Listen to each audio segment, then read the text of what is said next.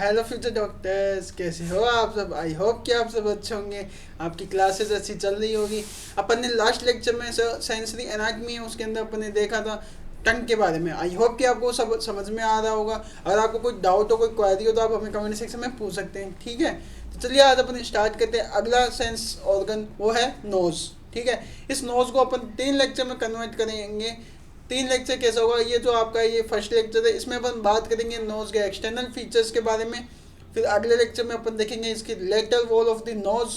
और उसके बाद में अपन एक देखेंगे last but not the least nose का होगा। उस लेक्चर में देखेंगे अपन पैरानेजल साइनस, ठीक है।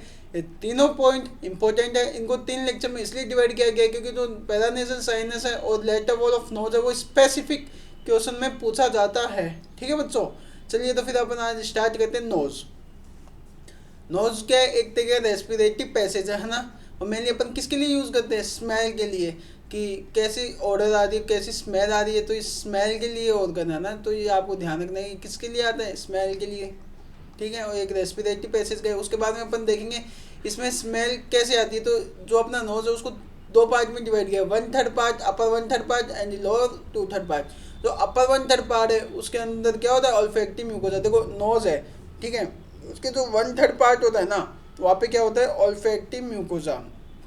ऑल्फैक्टिव म्यूकोसा का मतलब है यहाँ पे ऑल्फैक्टिव सेंसरी रिसेप्टर्स प्रेजेंट होते हैं, जो कि क्या काम आते हैं, स्मेल के ऑर्डर को, स्टिमुलस को कलेक्ट करते हैं और फिर वो ब्रेन के अंदर ट्रांसमिट करते हैं, ठीक है। इसलिए अपन को पता होना चाहिए कि कितने पार्ट में अपर 1/3 एमसीक्यू में पूछा जाता है। फिर उसके बाद में अपन देखेंगे जो इसका 2/3 पार्ट है वो रेस्पिरेटिव म्यूकोसा है। मेनली जो रेस्पिरेटिव म्यूकोसा है, जो पीछे वाला पार्ट है, उसमें क्या होता है, मैंने जो ये रेस्पिरेशन जब अपन करते हैं एयर को अंदर लेते हैं तो आपको पता है बाहर का इन्वायरमेंट कई बार ठंडा भी होता है, कई बार गर्म भी होता है। तो अपनी बॉडी का टेम्परेचर 37 डिग्री सेल्सियस है होम्योस्टेसिस के अकॉर्डिंग। तो अपनी बॉडी के अंदर कोई भी अगर टेम्परेचर राइज होगा, कोई भी एयर जो जा रही है वो अगर लो टेम्परेचर या फिर हाई टेम्परेचर पे जाएगी तो बॉडी शिवरिंग करेगी, है ना।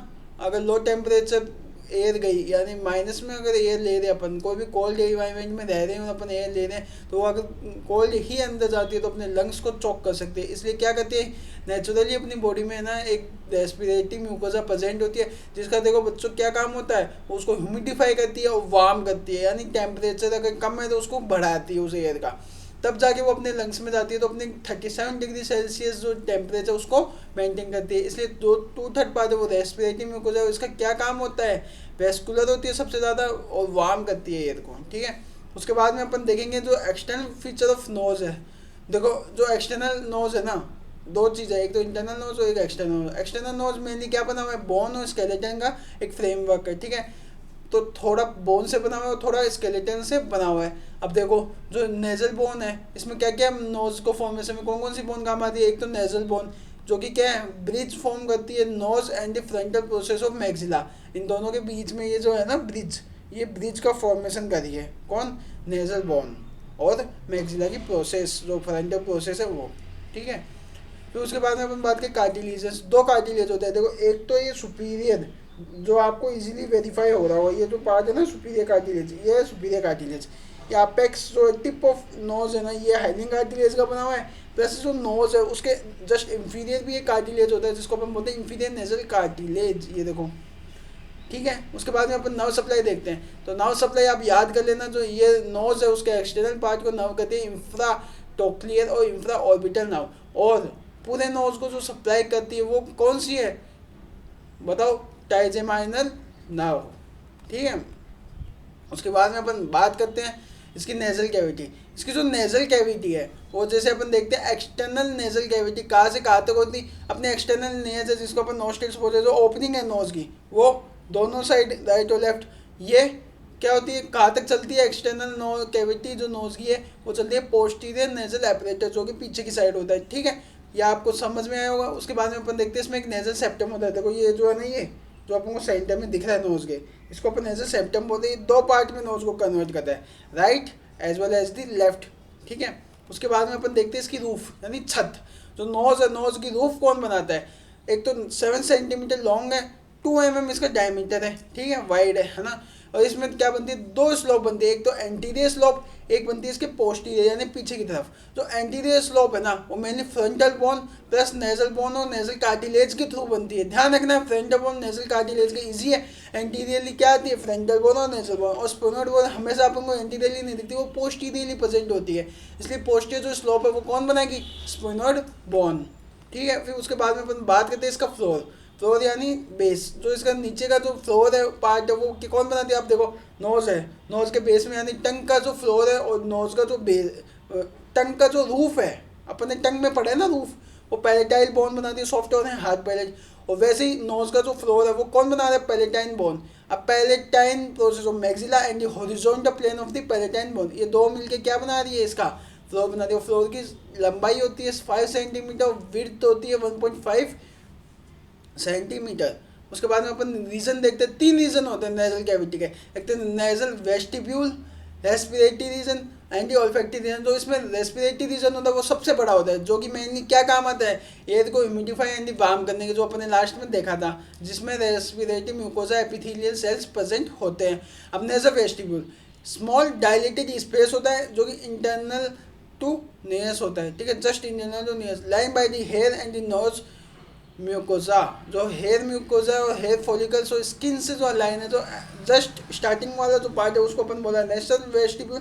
फिर इसके बाद में रेस्पिरेटरी रीजन, और फिर लास्ट में जो आता है वो आता है ऑल्फैक्टरी रीजन। ऑल्फैक्टरी जो रीजन होता है बच्चों, देखो नाम से ही आपको पता चल रहा होगा, जो ऑल्फैक्टरी है उसमें olfactory receptors, olfactory epithelial cells present होगी, जो कि क्या काम आएगी, ऑल्फैक्शन सेंस करने के काम आएगी, यानी स्मेल को जो सेंस करेगा ना बच्चों, वो क्या है, ऑल्फैक्टरी रीजन। फिर अपन बात करते हैं, अपन ने तीनों रीजन देख लिए, इन तीनों में रेस्पिरेटरी रीजन सबसे लार्जेस्ट होता है, ठीक है। उसके बाद में आप लिखोगे नेजल सेप्टम। नेजल सेप्टम किस किस से बना हुआ है, एक तो बोन से बना हुआ है प्लस कार्टिलेज से बना हुआ है, इसलिए अपन ने इसके लिए एक टर्म यूज़ किया, median osseo cartilaginous partition between the 2 halves of the nasal cavity. ये जो नेजल कैविटी का दोनों हाफ्स के बीच में जो बन रहा है ना, यही है, देखो ये तो पीछे हुआ, ये जो पार्ट है नेजल बोन है, प्लस आगे आती क्या है, कार्टिलेज। ये जो टिप वाला पार्ट है, आगे का जो पार्ट है वो कौन बना रहा है, कार्टिलेज, ठीक है, इजी समझ में आया होगा। उसके बाद में अपन बात करते हैं covered by the mucosa membrane.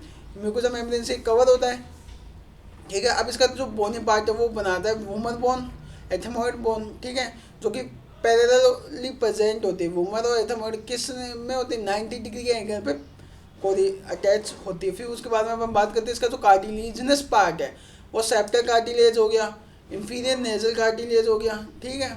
उसके बाद में अपन बात करते हैं जो इसका लोअर एंड फॉर्म होता है फाइब्रोफैटी टिश्यू, ठीक है। फाइब्रोफैटी टिश्यू मतलब फाइब्रस प्लस फैटी टिश्यू है ना, covered by the skin. Lower margin of the septum is called columella. Important MCQ है, बहुत बार पूछा जाता है कॉलमनेला क्या है, एक फाइब्रोफैटी टिश्यू है जो कि कवर होता है स्किन से at the lower margin of septum. ये जो लोअर मार्जिन है सेप्टम, इसको कॉलमनेला बोलते हैं। ये जो आगे का जो टिप है ना, इसको क्या बोलते हैं, कॉलमनेला। उसके बाद में अपन ब्लड सप्लाई देख ले नेजल सेप्टम की।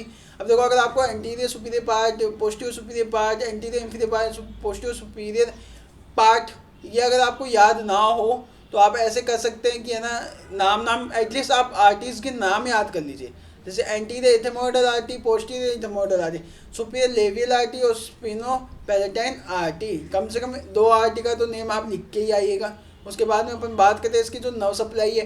नर्व सप्लाई क्या है, सेंसरी जो नर्व होती है वो अराइज होती है ट्राइजेमाइनल, ठीक है। जो सेंसरी नर्व जो है ना वो है ट्राइजेमाइनल के थ्रू सप्लाई करती है, प्लस ऑल्फैक्टरी जो नर्व है वो डिस्ट्रीब्यूट होती है ऑल्फैक्टरी एरिया में, जो कि किस में प्रेजेंट है, सेरिब्रम में। देखो हम डायग्रामेटिक रिप्रेजेंटेशन से देखते हैं इसमें। ये देखो एक ह्यूमन बॉडी है, उसका फेस है, ठीक है। इस फेस में क्या है, ये अपना क्या पार्ट है, ये अपना जो पार्ट है ना, ये नोज, ठीक है। अब देखो ये जो ऊपर जो प्रेजेंट होता है उसको अपन रूट ऑफ नोज कहते हैं, ठीक है। फिर इसमें एक बोन प्रेजेंट होती है यहाँ पे, इसको अपन क्या कहा है, नेजल बोन, ठीक है। फिर इसका ये जो पार्ट है ऊपर का, इसको अपन क्या कहते हैं, डोर्सम। फिर इसमें देखो 2 कार्टिलेजनस तो अपने पढ़े थे, सुपीरियर नेजल कार्टिलेजनस और इंफीरियर नेजल कार्टिलेज। तो ये सुपीरियर यानी ऊपर की तरफ, इसलिए अपने इसको सुपीरियर नेजल कार्टिलेज, देखो ये रहा। और ये जो नीचे वाला जो पार्ट है ना वाइडेस्ट, इसको इंफीरियर नेजल कार्टिलेज का। टिप है कॉलमनेला का, और ये टिपी के कार्टिलेज की बनी हुई होती है। फिर एक इन दोनों के जो साइड में, ये जो दोनों साइड है ना, इसको अपन क्या बोलते हैं, एला ऑफ नोज।